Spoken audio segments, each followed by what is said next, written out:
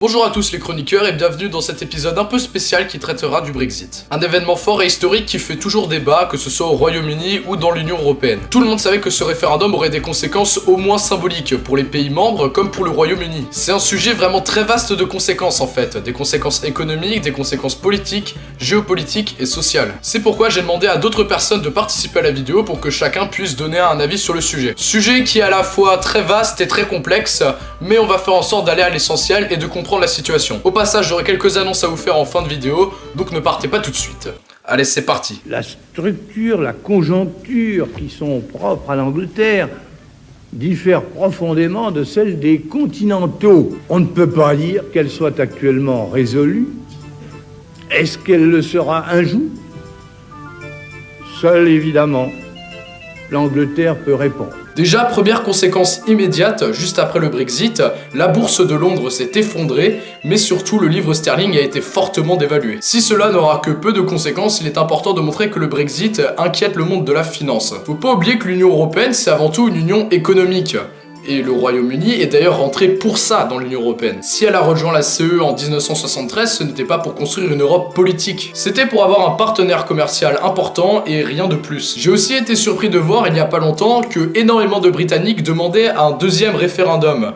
En gros, ils pensent que le premier référendum va faire comprendre à beaucoup de personnes qui ont voté Leave que c'était une grosse connerie et que du coup le in va l'emporter. Mais déjà, revenons un peu sur les causes de ce départ. Michael, c'est à toi. Salut tout le monde, je suis moi aussi présent pour vous parler de la sortie du Royaume-Uni face à l'Islande. Comment ça, c'est pas le bon sujet? Tu peux pas parler du Royaume-Uni qui quitte l'UE pour... Quitte l'UE pour plusieurs raisons. La première raison, c'est l'appartenance en fait. Il y a un gros problème par rapport à l'appartenance. En fait, ce qu'il faut comprendre par ça, c'est que, on va prendre un exemple simple, on va prendre votre exemple. Vous habitez dans une ville, donc vous vous sentez assez proche des gens de votre ville. Vous habitez dans une région, donc vous êtes proche des gens de votre région. Et vous habitez dans un pays, vous êtes proche des gens de votre pays. L'Europe, en fait, c'est grand. Et du coup, en fait, c'est difficile de se dire, je suis je suis dans le même territoire, donc le territoire européen, je suis dans le même territoire qu'un Polonais ou un Roumain qui est très loin de ma culture et qui n'a pas la même langue que moi. Donc voilà, ça c'est toujours... c'est compliqué niveau appartenance, c'est déjà une des raisons pour laquelle le Royaume-Uni s'est barré. Alors ce point-là, je pense évidemment pas qu'on puisse le réfuter, mais ça ne peut pas être tout, parce que sinon on n'aurait jamais eu d'Union Européenne en fait. Ce référendum avait de base un autre but, puisqu'il a été proposé par David Cameron, qui s'est en fait opposé après à la sortie du Royaume-Uni. Ok, il n'aurait eu aucune raison de le faire du coup. Il l'a fait, et en fait par ce vote, en fait, son but, après ça c'est mon avis, son but était de demander à l'Union Européenne une réforme. Et au final, le camp des Leave, donc les voix pour quitter l'Union Européenne, a dépassé les 51,9%, avec un taux quand même de participation à 72%. C'est vraiment un record pour le pays, c'est assez énorme. La population, déjà, une grosse partie de la population anglaise va être contente, c'est déjà une bonne chose. Mais le problème, c'est qu'il y a quand même 49% qui étaient quand même pour rester dans l'Union Européenne. Donc voilà, c'est quand même assez peu ce vote qui s'est joué à pas tellement de choses à 2%.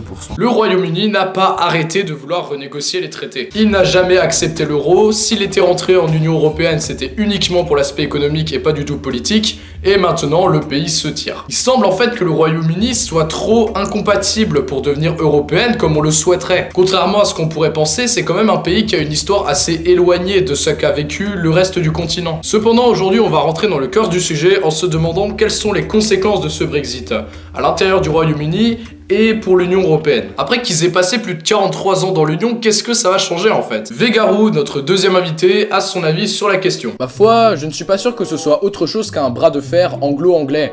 Ça va surtout servir de chantage pour renégocier avec l'Union Européenne. La Grande-Bretagne ne va pas plus sortir de l'Union Européenne qu'elle n'y est vraiment jamais rentrée. Il est vrai que les principales conséquences seront surtout pour le pays lui-même. Mais si nous sommes de toute manière tous concernés, c'est parce que ce référendum a en fait plus qu'une importance économique, sociale, politique, géopolitique qu'on verra après, mais a surtout des conséquences au niveau historique et symbolique. Et pour en parler, je laisse la parole à Hérodote.com. Salut camarade. Salut camarade Tanguy et Mickaël, et merci pour l'invite.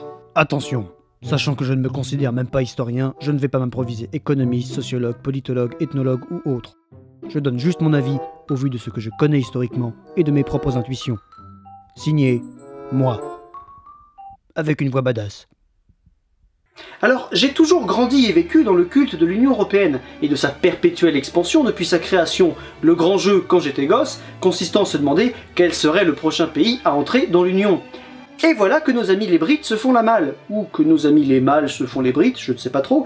Évidemment, ça a été tout de suite la panique, que ce soit au niveau politique, économique, etc., voire même purement sentimental. C'est un tel inconnu auquel personne ne s'attendait vraiment que l'on ne sait pas comment réagir. Parce que le moment qu'on vit, c'est un moment historique. Et il est historique parce qu'il est charnière, et c'est ça qui fait peur. Ça va prendre du temps avant d'entrer en vigueur, mais c'est déjà la panique partout, parce que c'est pas un petit pays qui vient de quitter l'Union. La place du Royaume-Uni dans l'Union Européenne, c'est pas seulement en haut à gauche, c'est surtout une grosse puissance économique, la bourse de Londres étant l'une des plus importantes places boursières au monde, oscillant, si je dis pas de conneries, entre première et quatrième place. Car oui, voilà un problème de taille. Alors qu'on pensait à une victoire du IN jusque dans les dernières heures, le out l'a finalement emporté, faisant paniquer les bourses qui, après une petite montée en pensant que le IN allait l'emporter, s'est soudainement effondré. Car le Brexit va entraîner énormément de changements au niveau de la City. Et pas en bien. C'est donc ça qui va foutre un sacré merdier, puisqu'il va falloir recréer, en fonction de ce Brexit, un nouvel équilibre économique mondial où le Royaume-Uni ne fait plus partie de l'Union Européenne. Ce qui va prendre du temps et qui fait flipper tout le monde. D'autant plus qu'on vit beaucoup depuis 2008 dans la crainte d'une très grosse crise économique. Et le fait que les bourses s'affolent beaucoup ces derniers jours n'arrange rien. Ça va donc être dur, selon moi, mais pas infaisable. Car je pense que ceux qui vont douiller le plus en s'isolant de la sorte, ce sont nos amis les roast-beef. Parce que le Commonwealth, ça sert à rien, et le glorieux Empire britannique, c'est fini. À moins qu'ils comptent réinvestir l'Australie, le Canada et l'Inde pendant l'été. Ça, je dis pas. Les premiers jours sont passés et pour l'instant on n'a ni revécu de crise des subprimes ni de crise de 1929, donc on va dire que le Brexit n'aura pas entraîné la fin du monde. Cependant, sortons de cette vision purement économique pour voir les autres conséquences, surtout au niveau géopolitique, et qui auront aussi des répercussions sur le plan économique. Et pour ça, je donne le micro à Clément de la chaîne Histoire Alsace. Merci Tanguy de me laisser la parole, et d'ailleurs bravo pour cet essai d'histoire immédiate, qui est comme l'a fait l'historien Marc Bloch en 1940 lorsqu'il a écrit L'étrange défaite, qui a été publié en 1946, où il s'efforçait de rendre compte de manière objective de pourquoi la France avait perdu en 1940. Mais assez parlé, et passons au sujet qui nous intéresse, le Brexit. Tu devrais un peu exposer la situation particulière du pays avant de commencer. Car oui, il faut savoir que le Royaume-Uni n'est pas un État centralisé, c'est un État fédéral composé de 4 États, à savoir l'Irlande du Nord et l'Écosse, qui eux ont voté pour le maintien dans l'Union Européenne de manière assez importante, ainsi que l'Angleterre et le Pays de Galles, qui eux ont voté contre le maintien du Royaume-Uni dans l'Union Européenne. L'Irlande du Nord a voté à 56% pour le maintien, tandis que l'Écosse a voté à 62% pour le maintien. Bon, on pourrait se dire que, d'accord, il y a un écart dans le vote, mais que ça va pas changer grand chose. Après tout, c'est pas parce que certaines régions sont plus eurosceptiques que d'autres qu'il va forcément y avoir de grosses tensions. Quelles conséquences pour l'Écosse ? Eh bien, il faut savoir qu'il n'y a pas si longtemps, un référendum avait été organisé en Écosse pour son indépendance. Je pense que vous en souvenez. À l'époque, l'une des principales raisons de l'échec de ce référendum était que si l'Écosse quittait le Royaume-Uni, eh bien, l'Écosse ne serait plus dans l'Union Européenne. Actuellement, cet argument s'inverse, à savoir que le Royaume-Uni va quitter l'Union Européenne. Déjà, ils vont morfler parce que quand on regarde la carte de répartition des votes, on voit bien que l'agglomération londonienne, l'immense majorité de l'Écosse, un bon gros bout de l'Irlande du Nord et un bon bout du Pays de Galles ont voté contre. Pour avoir été sur place en Écosse avant, pendant et après le vote, ils ont clairement pas envie de quitter l'Union Européenne. Ce qui signifie que le Royaume-Uni peut très bien exploser dans les années à venir, et pas à son avantage. L'Écosse ne sera plus dans l'Union Européenne. La meilleure chance qu'elle a de rester dans l'Union Européenne serait de quitter le Royaume-Uni, donc de prendre son indépendance, et de demander son adhésion à l'Union Européenne. Ok, mais pour que l'Écosse se tire, il faut des moyens, parce qu'il suffit pas juste de crier Alsace Fry, Viva Palestine ou encore Pays de Galles indépendant. Mais l'indépendance de l'Écosse est-elle économiquement viable ? Eh bien, quand on analyse l'ensemble, il semble qu'il n'y aura pas de problème, car le pays n'est pas très densément peuplé, il a des infrastructures, il a du tourisme, il a des richesses, il a une nation, le pays sera logiquement reconnu et enfin, elle n'aura pas de problème de ressources. L'Écosse pourrait bien mettre la main sur le pétrole britannique qui se trouve en mer du Nord. Donc il pourrait y avoir des conséquences très positives pour l'Écosse, contrairement à ce qu'on peut penser. Contrairement à l'Angleterre qui, elle, va rencontrer énormément de problèmes. Et ça, bien plus grave que se faire shipper du pétrole. Il y a également des chances pour que les entreprises qui sont basées à la City de Londres quittent définitivement cette place forte financière et soit se replient à Francfort ou à Paris. Mais il y a également des chances pour qu'elles ne quittent pas la terre britannique et se replient sur Édimbourg en Écosse, ce qui lui assurerait également une source de revenus supplémentaire. Meilleur exemple encore, Londres, immense place boursière donc, a non seulement voté contre, mais est actuellement en train d'essayer d'obtenir son indépendance. Voilà. En fait, quand on analyse, si le Royaume-Uni se tire, l'Écosse se barre du Royaume-Uni et reste dans l'Union Européenne. Mais en plus, elle rapatrie les richesses de la City, donc dans le pire cas, elle perd rien, et dans le meilleur, elle gagne beaucoup. Alors que l'Angleterre va perdre du territoire, de la population, une importante partie de son économie, une importante place financière, et en plus elle va avoir affaire à de nombreuses tensions internes qui vont éclater. Alors que nous, du coup, en tant que Français, Allemands, Italiens, etc., finalement on risque pas grand chose en fait. On n'aura pas de conséquences négatives, voire même des conséquences positives. J'ai juste... Tandis que les Brits vont morfler dans leur obstination légendaire à vouloir toujours tout faire tout seul, et que nos viticulteurs préférés vont s'en mettre plein les poches en exportant très très cher le pinard chez les vilains bouffeurs de jelly, on devrait selon moi pas trop mal s'en sortir. D'autant plus qu'on pourra reforger l'eau d'alliance avec l'Écosse, et ça c'est classe. Bon, au moins vous semblez tous d'accord sur ce point. L'Angleterre s'est plus tiré une balle dans le pied en pensant avoir un coup à jouer, mais ça va faire comme dans Speed. Elle a pris des otages, le flic a flingué les otages, and now... what forgot? Cependant, avant de passer aux conséquences européennes, on va parler d'Irlande du Nord, qu'on oublie assez vite quand même. Une deuxième question se pose, c'est à propos de l'Irlande du Nord. Est-ce que du fait de ce référendum, l'Irlande finisse par être réunifiée? Quel rapport me direz-vous? C'est vrai ça, quel rapport? Eh bien c'est simple. L'Irlande du Nord a également voté massivement pour le maintien dans l'Union Européenne. Est-ce que du fait de ce référendum, l'Irlande du Nord va s'unir avec l'Irlande libre? Il faut d'abord se rendre compte de ce qu'il se passe en Irlande du Nord. Deux camps s'affrontent en Irlande du Nord, ceux qui veulent rester dans le Royaume-Uni et ceux qui veulent être rattachés à l'Irlande. Les premiers sont surtout des protestants et les seconds sont surtout des catholiques. La religion là-bas a en effet une place très importante. La paix entre protestants et catholiques a été signée depuis 1998, mais les tensions restent fortes et palpables. Quel rapport avec le référendum? Eh bien, si l'on regarde ces deux cartes, on remarque qu'à l'ouest de l'Irlande du Nord, c'est une majorité catholique, et que eux ont majoritairement voté pour le maintien dans l'Union Européenne. Tandis que, à l'est de l'Irlande du Nord, c'est une majorité protestante qui, elle, a voté en majorité pour sortir de l'Union Européenne. Cela montre déjà que, quelle que soit la communauté, on ne vote pas la même chose. Les tensions ont baissé mais restent palpables en Irlande du Nord entre les deux communautés. Ce genre de résultats et les conséquences que cela va entraîner risquent très certainement de faire augmenter la violence et peut-être même, on ne le souhaite pas, de relancer la guerre civile qui a eu lieu pendant plusieurs années en Irlande du Nord. Eh bien voilà Tanguy, merci de m'avoir donné la parole pour cet événement sans précédent de l'histoire de l'Union Européenne. Je te rends l'image. Merci Clément. Et du coup maintenant je vais prendre le raisonnement d'un gros salaud. Vous pouvez vous endetter les Anglais. Vous pouvez vous taper dessus. Vous pouvez vous séparer. Vous pouvez y perdre beaucoup. Vous pouvez vous barrer tout court. Faites ce que vous voulez, je m'en fous de la portée symbolique. L'Europe, elle va avoir quoi comme conséquence en fait? Le gros problème que ça pose, au niveau européen, et toujours selon moi, c'est la pub que ça fait aux partis eurosceptiques. Parce qu'il n'y a pas que des tendres chez eux, par exemple. À l'annonce du Brexit, il y a beaucoup de partis d'extrême droite ou de droite conservatrice comme le Front National, l'Alternative pour l'Allemagne, le Parti pour la Liberté aux Pays-Bas, le Peuple danois ou encore les démocrates suédois ou encore Aube Dorée en Grèce, qui ont félicité le Royaume-Uni et qui ont appelé leur pays à sortir de l'Union Européenne. C'est la preuve pour eux que c'est possible et ça leur fait un énorme coup de pub.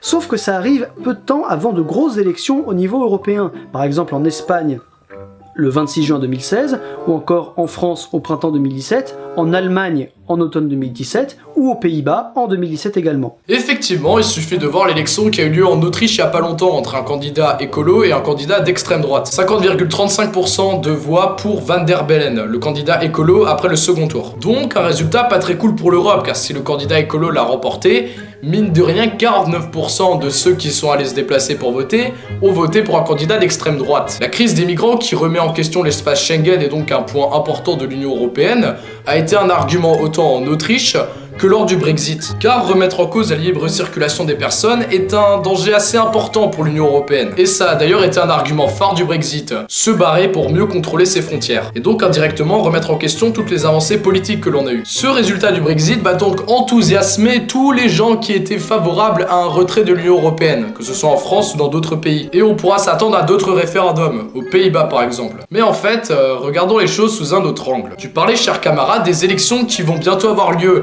et d'une qui a déjà eu lieu, celle de l'Espagne. La droite traditionnelle qui a la majorité à l'Assemblée nationale est en recul, tout comme Podemos qui a un léger recul et qui est un parti eurosceptique. Podemos mériterait une vidéo à elle toute seule.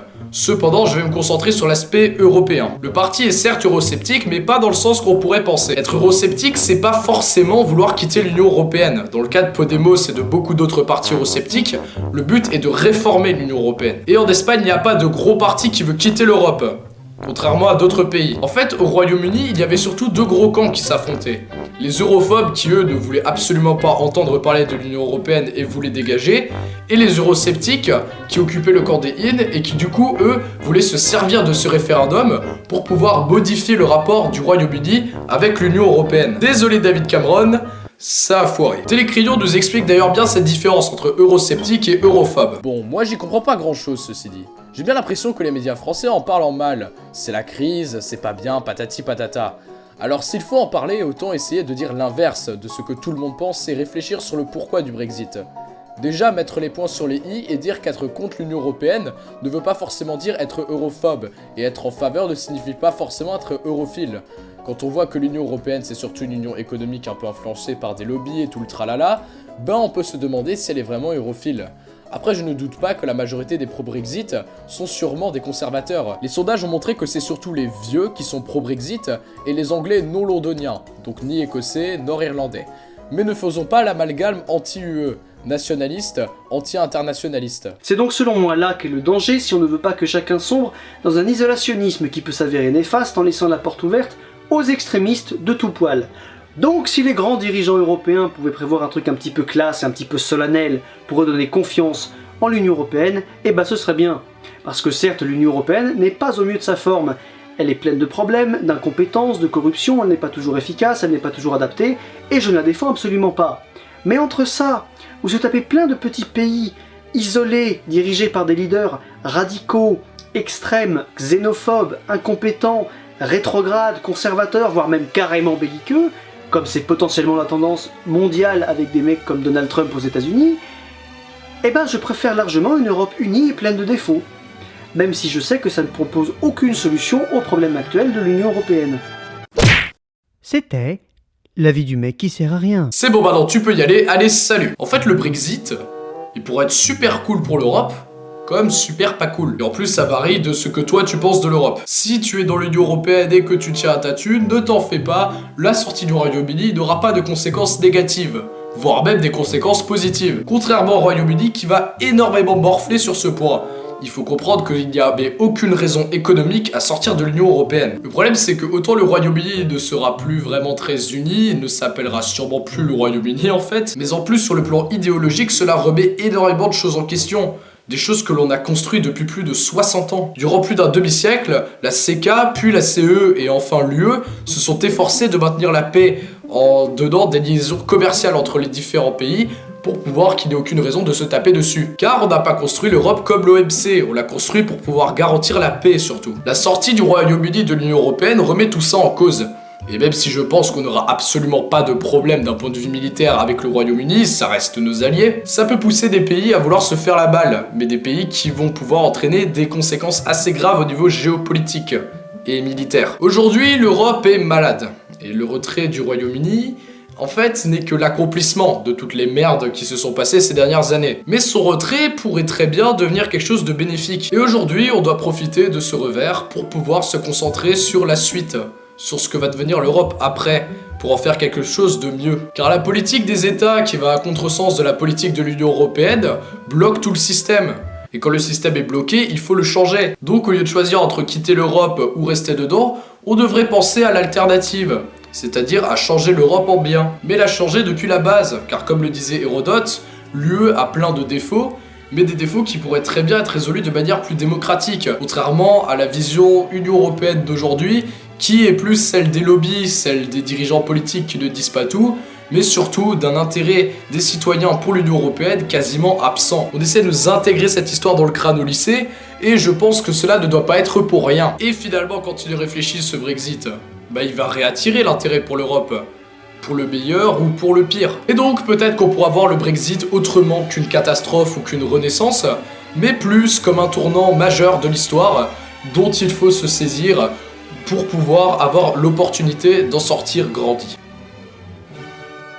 Franchement, c'est compliqué cette question. Et on a beau avoir été 600 à en parler, on a encore plein de flou et d'incompréhension. Mais bon, étudier le sujet, c'est la première étape, finalement. Mais la deuxième, ça doit être d'opposer les points de vue qu'on a. Alors du coup, laissez votre avis en commentaire, histoire d'en parler. Merci d'avoir regardé cette vidéo. Et même dans ces instants, restons unis dans la diversité. À la prochaine.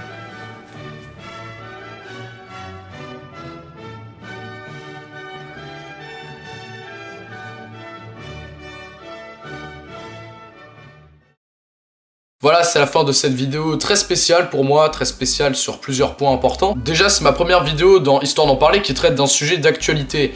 Et je dois avouer que je voulais faire ça depuis que j'ai commencé cette émission en fait, mais à cause des temps d'écriture, de tournage et de montage, il fallait que je trouve un événement que je puisse un peu prévoir. Donc le Brexit s'est imposé. C'est aussi la première vidéo de la chaîne où on a plusieurs collaborations en même temps, collaborations qui étaient mineures pour certaines, mais je tiens vraiment à remercier tous ceux qui ont participé. Donc du coup, je tiens à remercier Clément et Frédéric des chaînes Histoire Alsace et Hero.com pour leur participation. Ils m'ont vraiment pondu un travail de fou, donc je tiens à les remercier pour ça.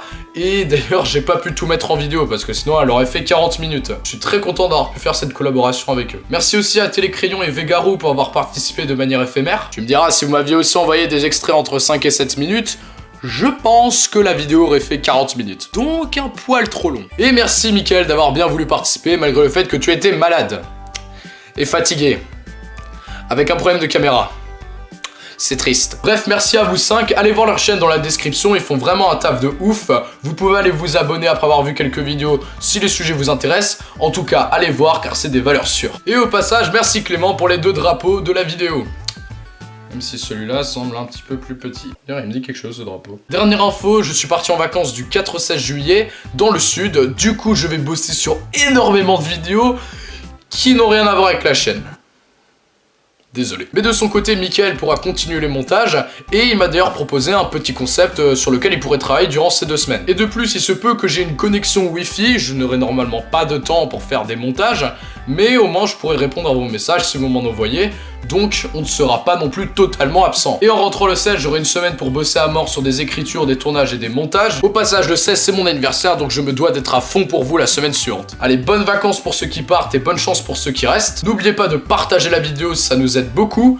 Et vous pouvez aussi voir les chaînes que j'ai présentées dans la description. Vous avez 2 mois pour le faire, donc vous n'avez pas d'excuses. Allez, je vous laisse les chroniqueurs. Histoire par passion, YouTube pour métier. À bientôt pour de prochaines chroniques historiques.